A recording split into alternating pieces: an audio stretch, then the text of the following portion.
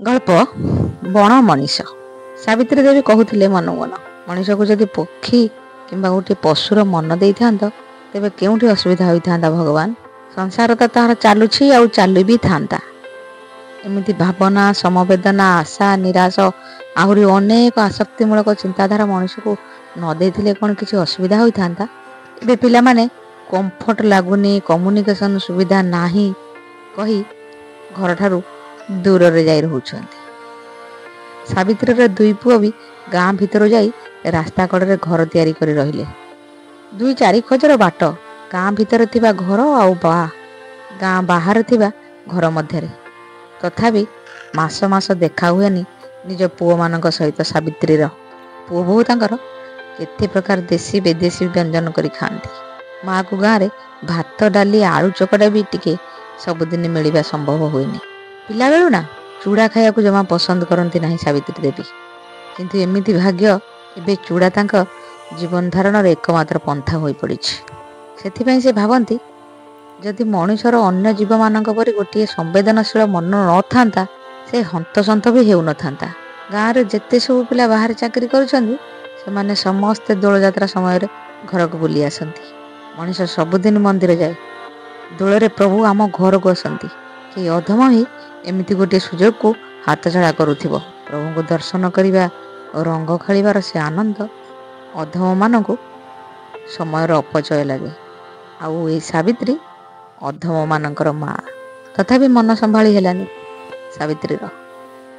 ମାଆର ମନ ନା, ତେଣୁ ସକାଳୁ ବାହାରିଗଲା ଦୁଇ ପୁଅଙ୍କ ଘରକୁ। ଯାଇ କହିଲା, ଅନ୍ୟ ଦିନ ନହେଲେ ନାହିଁ, ଦୋଳ ସମୟରେ 2-4 ଦିନ ଆସି ମୋ ସହିତ ଗାଁରେ ରହିକି ଯାଅ। ପିଲାମାନଙ୍କୁ ବି ଭଲ ଲାଗିବ। ଗାଁରେ ଅନ୍ୟ ପିଲାମାନଙ୍କ ସାଙ୍ଗରେ ଖେଳିଲେ ତାଙ୍କୁ ବି ଟିକେ ଫୁର୍ତ୍ତି ଲାଗିବ। ବଡ଼ ପୁଅ କହିଲା, ପ୍ରହସନ ପାଇଁ ଆମ ପାଖରେ ସମୟ ନାହିଁ। ସାନ ପୁଅ ପାଖକୁ ଆସିଲେ ଯେ ସେ କହିଲା, ହେଲା ତୁ ଯଦି କହୁଛୁ ମୁଁ ଯାଇ ବୁଲି ଆସିବି, କିନ୍ତୁ ରହିପାରିବି ନାହିଁ। ପିଲାଙ୍କର ପରୀକ୍ଷା, ଗଲେ ସେମାନେ ପାଠ ପଢ଼ିବେ ନାହିଁ। ଦୋଳ, ହୋଲି ଏମିତି ସବୁ ଫାଲତୁ ପର୍ବପର୍ବାଣୀ ପାଇଁ ପିଲାମାନଙ୍କ ପରୀକ୍ଷାକୁ କ'ଣ ଇଗ୍ନୋର କରିପାରିବି? ତୁ ଏବେ ଯା, ସମୟ ହେଲେ ଯିବି। ସାବିତ୍ରୀ ସେମାନଙ୍କ କଥା ଶୁଣି ଆଉ ଆଗକୁ କିଛି କହିନଥିଲେ। ବସିଥିବା ଚେୟାରରୁ ଉଠି ଆସୁ ଆସୁ କହିଲେ, ହଉ ତେବେ ମୁଁ ଯାଉଛି, ତମ ଇଚ୍ଛା ଯାହା କରିବ, ପାଠୁଆ ପିଲା ତମେ ସବୁ, କହି କହି ଚାଲି ଆସିଲେ। ଏମିତି ଶିକ୍ଷା କ'ଣ ସେ ପିଲାମାନଙ୍କୁ ଦେଇଥିଲେ? ବାପ ଗଲା ପରେ ଦୁଇ ଭାଇ ଭଲରେ କଥା ବି ହେଉନାହାନ୍ତି। ମୌଖିକ ଭାବରେ ହେଉନା କାହିଁକି, ଦୁଇ ଭାଇ ଜମି କିନ୍ତୁ ଭାଗ ଭାଗ କରିସାରିଛନ୍ତି। ମାଆକୁ ପାଳିବାର କ୍ଷମତା 2 ଜଣଙ୍କ ପାଖରେ ଥିଲେ ବି ସେମାନେ ମାଆକୁ ବୋଝ ହିଁ ଭାବନ୍ତି। ତେଣୁ ରଖିବା ପାଇଁ କେହି ରାଜି ନୁହନ୍ତି। ଥରେ ଅଧେ ମାଆକୁ କେହି ପଚାରୁ ନଥିଲେ କି, ମା ତୁ ଗାଁରେ କେମିତି ଅଛୁ, କେମିତି ଏକା ଏକା ଚଳୁଛୁ? ଏ କ'ଣ ଗୋଟିଏ ମଣିଷର ଜୀବନ?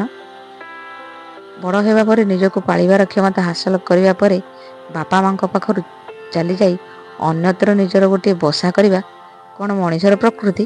ସାବିତ୍ରୀଙ୍କୁ ଏବେ ଲାଗୁଥିଲା ମଣିଷ ବୋଧେ ପୁଣି ଫେରି ଯାଉଛି ସେଇ ପୁରୁଣା ଯୁଗକୁ। ସଭ୍ୟ ବସ୍ତ୍ର ଖାଲି ଗୋଟିଏ ଧାରଣ କରିଦେଇଛି, ନହେଲେ ସେଇ ବଣ ମଣିଷର ଆଚରଣ ସବୁକୁ ଆଦରି ନେଉଛି।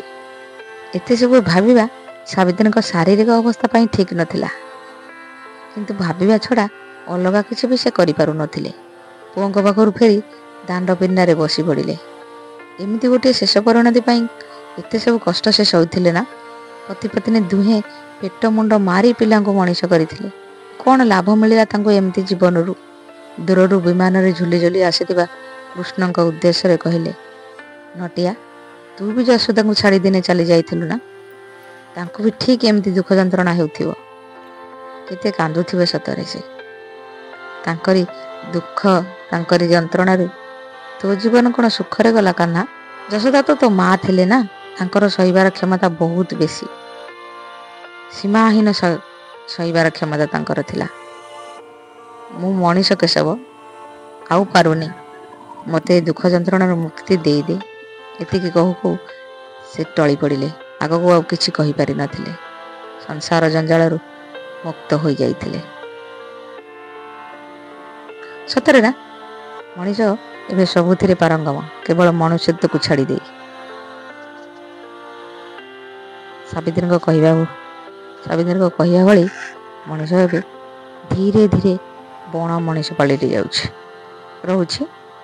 ଗପଟି ଭଲ ଲାଗିଲେ ଲାଇକ୍ ଓ ସବସ୍କ୍ରାଇବ୍ ନିଶ୍ଚୟ କରିବେ। ଧନ୍ୟବାଦ।